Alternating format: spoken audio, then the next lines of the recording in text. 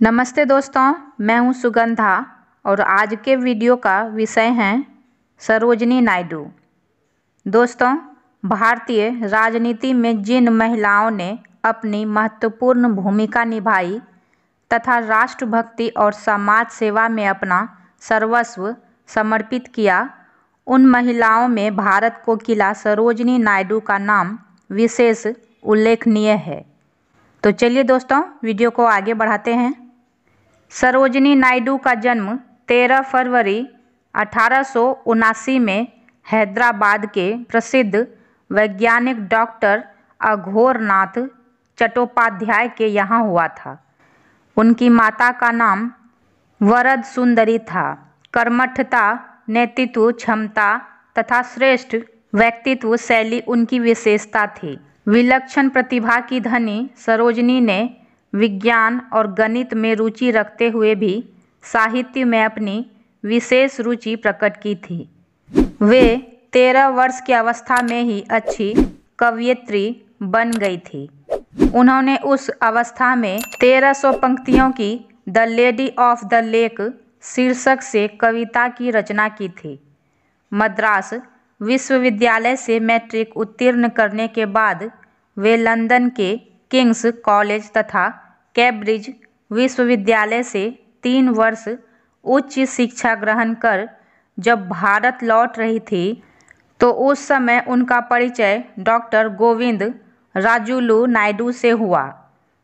3 माह पश्चात उन्होंने सामाजिक बंधनों की परवाह न करते हुए उनसे विवाह कर लिया। भारत की पराधीनता को देखकर उनका कवि हृदय रो पड़ता था। उन्होंने राजनीति में आने का संकल्प किया। 1913 में सक्रिय राजनीति में आकर उन्होंने हिंदू मुस्लिम एकता की वकालत करते हुए ओजस्वी भाषण रखा। श्रीमती एनी बेसेंट के साथ रहते हुए उन्होंने कांग्रेस अधिवेशन में भारतीय स्वतंत्रता की मांग की। कांग्रेस के स्त्री संगठन में उन्होंने ए बेसेंट के होम रूल लीग तथा 1918 के बॉम्बे प्रेसिडेंसी वुमन एसोसिएशन तथा कर्वे द्वारा संस्थापित महिला यूनिवर्सिटी द्वारा स्त्री जागृति का कार्य किया।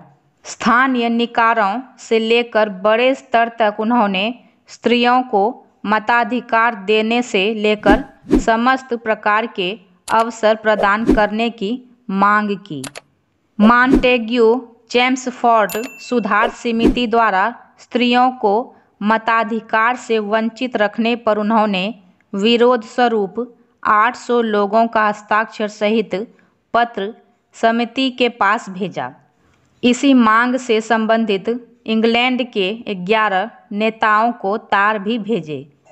उनके सत्य प्रयत्नों से ही 1921, 1923, 1925, 1926, 1927 और 1929 में विभिन्न प्रांतों की विद्वान सभाओं में मताधिकार का अधिकार प्राप्त हुआ। 1919 के सत्याग्रह आंदोलन में वे गांधी जी के साथ बम्बई, मद्रास, अहमदाबाद भी गई, जहां उन्होंने रोलेट एक्ट के विरुद्ध तथा जालियांबाग हत्याकांड के विरोध स्वरूप क्रांतिकारी भाषण दिए। जगह जगह सत्याग्रह का आयोजन कर क्रांतिकारी साहित्य लोगों तक पहुंचाया। उनकी भाषण की ओजस्वी शैली तथा कोकिल कंठी आवाज़ से प्रभावित होकर लोग उनकी ओर खींचे चले आते थे। उन्होंने 1920 में जेनेवा के अंतर्राष्ट्रीय सम्मेलन में भी भाग लिया था। 1924 में वे भारतीयों की दशा का पता लगाने दक्षिण अफ्रीका गई थी। वहां पर उन्होंने ईस्ट अफ्रीकन कांग्रेस की अध्यक्षता करते हुए अपने महत्वपूर्ण विचार रखे। वे 1925 और 1926 में कानपुर के 48वें अधिवेशन में 2 बार अध्यक्ष निर्वाचित हुई। 1928 में अमेरिका की 200 से भी अधिक सभाओं को संबोधित करते हुए उन्होंने भारतीयों की स्थिति से उन्हें अवगत कराया। 1929 में इंग्लैंड जाकर वहां के प्रतिनिधियों से भेंट की। 1929 में संयुक्त प्रांतों की युवा कॉन्फ्रेंस को संबोधित करते हुए नवयुवकों को भारत की आज़ादी हेतु संकलित किया। 21 मई 1930 को नमक कानून तोड़ने के अपराध में वे गिरफ्तार कर ली गई। वे मदन मोहन मालवीय तथा गांधी जी के साथ द्वितीय गोलमेज सम्मेलन में भाग लेने लंदन भी गई थी। 20 मई 1932 को अपनी क्रांतिकारी गतिविधियों के लिए वे जेल भेजी गई। 1 वर्ष के बाद उन्हें शारीरिक अस्वस्थता के कारण छोड़ दिया गया। जन जागृति हेतु उन्होंने कस्तूरबा गांधी ट्रस्ट के माध्यम से अनेक कार्य किए। जन जागृति हेतु उन्होंने कस्तूरबा गांधी ट्रस्ट के माध्यम से अनेक कार्य किए। 1942 को उन्हें आगा खां महल में अन्य नेताओं के साथ नज़रबंद किया गया। इस दौरान गांधी जी के अस्वस्थ होने पर उनकी सेवा भी की। यद्यपि सरोजनी स्वयं हृदय रोग की मरीज थी। देश स्वतंत्र होने के बाद वे 1948 में उत्तर प्रदेश की प्रथम महिला राज्यपाल बनी। इस पद पर रहते हुए उन्होंने अपनी उन्नत प्रशासकीय क्षमता का परिचय दिया।